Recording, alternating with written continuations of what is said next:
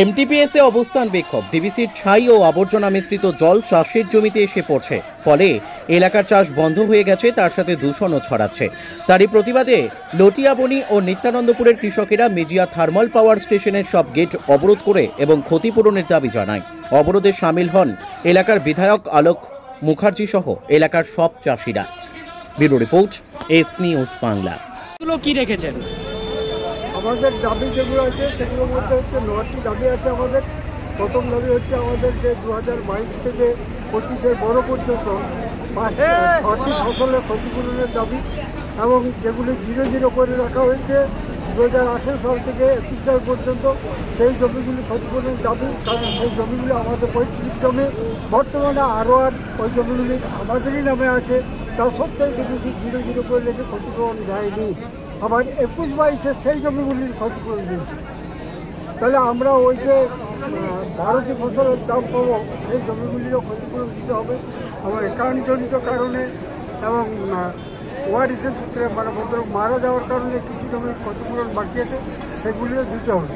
এবং আমাদের আরও দাবি যে আমাদের ওই জমিগুলি ছাই তুলে দিয়ে কৃষিযোগ্য করে দিতে হবে, না হয় বছরের একটা নির্দিষ্ট সময়ে প্রতি বছর ক্ষতিপূরণ দিতে হবে।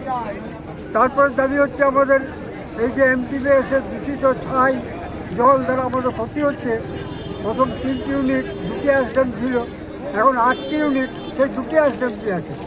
তাহলে যেহেতু ডিবিসি নিজের ইচ্ছাকৃতভাবে আরও কোনো অ্যাসড্যাম তৈরি করেননি, যার ফলে ছাই ওভারফ্লো হয়ে আমাদের কৃষি জমি প্রতি বছর নষ্ট হচ্ছে। প্রথম হয়তো 20-25 একর ছিল, বর্তমানে সেই ক্ষতিগ্রস্ত জমির পরিমাণ দাঁড়িয়েছে 1100 একরেরও বেশি জমি। এবং এই এলাকার লটিয়াবনি নিত্যানন্দপুর 2টি গ্রাম পঞ্চায়েত এলাকার 16টি গ্রামের 35 থেকে 3600 চাষি পরিবার আজকে ক্ষতিগ্রস্ত।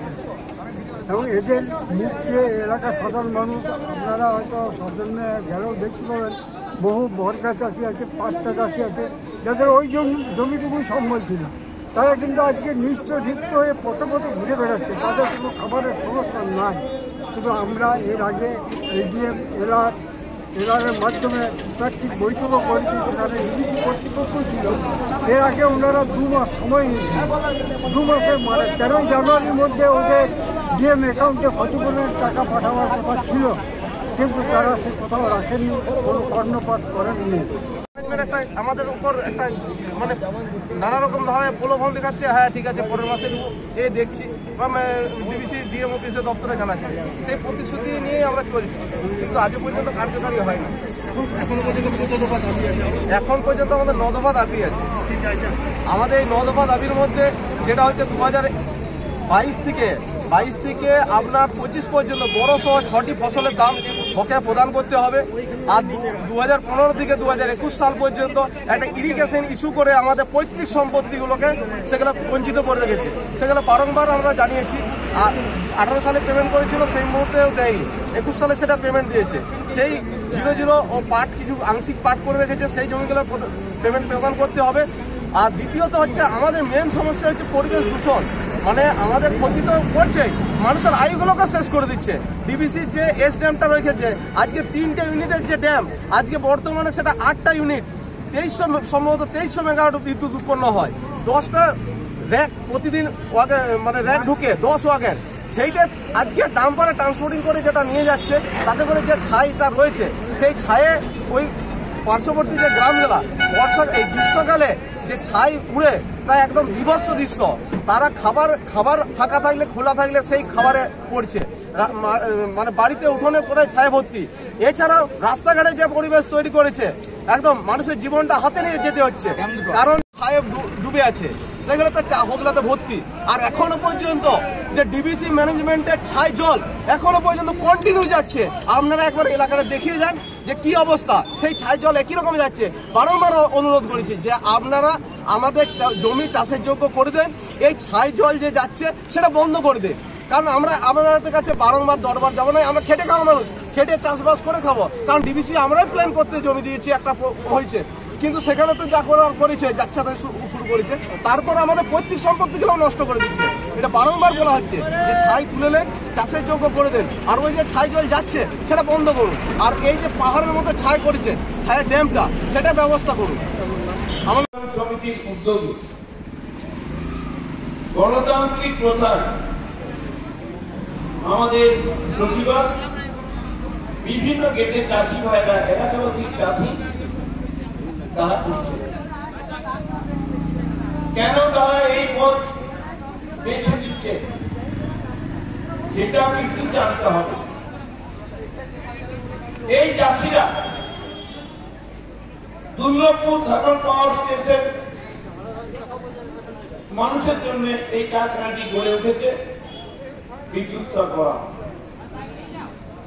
কৃষক ভাই যাদের চাষ আছে, জমি আছে, জায়গা আছে, পুকুর আছে, ছোট ছোট গড়ে আছে, দীর্ঘ ধরে তাদের খুব এই ম্যানেজমেন্ট থার্মাল পাওয়ারের ম্যানেজমেন্ট তাদেরকে কৃষকরা বারে বারে চিঠি দেওয়া সত্ত্বেও ইনকোয়ারি করে ন্যায্য দাবিটা দিচ্ছে না, খুব গড়িমসি করছে। যে কৃষক ভাই বছরে 2-3 বার চাষ করে জীবিকা অর্জন করে, সে যদি একবারের টাকা পায় তাহলে তো সংসার চলবে কি করে? আর এই যে কালো ছাই জল হলে তাদের জমির উপর পড়ে যায়, চাষ করতে পারে না। এই যে পুকুর সেটাও কাল রাস্তে পড়ে যায়, আমরা সবাই দেখে এসেছি, সেটাও তোলার ব্যবস্থা হয়। ইতিমধ্যে মাননীয় মুখ্যমন্ত্রী মমতা ব্যানার্জির কাছে আমরা গিয়েছিলাম, শোভনদেব চট্টোপাধ্যায় কৃষি মন্ত্রী, তার কাছে গিয়েছিলাম। আমাদের এসপি সাহেব, ডিএম সাহেব রয়েছেন, বিডিও আছেন, আইসি আছেন, তাদের দরবারে বলছি তারা আপনার চেষ্টা করছেন। ডিবিসির ম্যানেজমেন্টকে যখন ডিএম টেবিলে ডাকা হয়, চাষিরা উপস্থিত থাকে, আমাদের 6টা-8টা দাবি, ন্যায্য দাবি, যে আমরা যে চাষ করতে পারিনি তার ন্যায্য টাকা বছরে আমরা পাবো সেটা দিই। সেটাও কি করে? কিছু মানুষকে দেন, কিছু মানুষকে দেন না, যাদের দেন তাদের 5-4 টাকা দিয়ে দিন।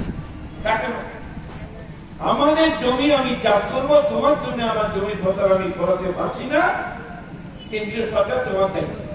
আমরা হঠকারী সিদ্ধান্ত নেবো না, নিতে দেবো না, চাষি ভাইদের কাছে আবেদন থাকবে। আমাদের যেটা ন্যায্য দাবি সেটা যদি আমরা না পাই তাহলে কিন্তু বটরা চাষি, টিকাটির চাষি, রোজমুড়ির চাষি, দুর্লভপুর চাষি, নিত্যানন্দের চাষি, সব চাষি ঐক্যবদ্ধ ভাবে কিন্তু ব্যারিকেড আমরা করবো অবিশ্বাসী গণতান্ত্রিক প্রথা। তোমাদের একটা জমিদারি নয় ভাই, আমরা তারা কৃষক খেটে খাই, রোদে পুড়ে জমে ভিজে চাষ করি, খেটে খাও, মানুষকে খাওয়ায়, মানুষকে সম্মান দিই। আর তোমরা ঠান্ডা করে ঢুকে ভেবেছে পয়সা দেবো না, জমিদারি না, পয়সা আজ নয়, হকের পয়সা নময় নময়, ছেলে কেউ পারবে না। চাষিদের কাছে থেকে আমরা লড়াই দেবো, চাষি যদি না খেতে পারে তোমাদের আমরা বটরা ক্ষমতা করে ব্যারিকেড করে দেবো, দেখি তোমাদের কে আটকাতে পারে।